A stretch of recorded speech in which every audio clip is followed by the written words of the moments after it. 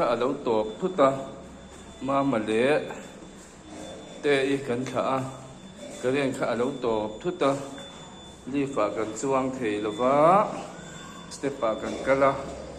cái tuma cái po đủ là vá thì hiện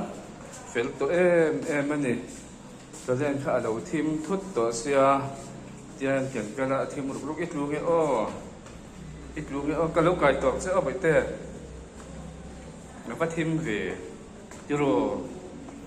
ít lúc thêm tổ này là ôi ba là phát được mấy anh ấy đi lâu thế rồi tăng văn ở tâm tổ này thì vậy thế cái thêm về thế tổ này cái lỗ đấy thọc lọc thế ở cái chặt thế xin cái cần nó khen nó cái lỗ đấy cái lâu cái tổ đó chứ mi cái cần thấy mà thêm mà em một thấy con em một lâu mà cái cần restop vào mi anh đi cái lỗ đấy cái tiếp lỗ đấy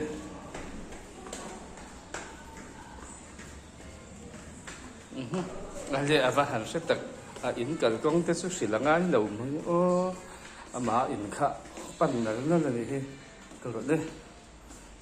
rồi dễ rồi phương nghe nắng mà in hay mì này đâu mà mà in cái là cái đồ đó này tất cả này cái mắc mấy cái mạo mấy cái mạo mấy tây về bị béo tụi khá tụi này tập tổ rất mà phải chỉ tập đó mà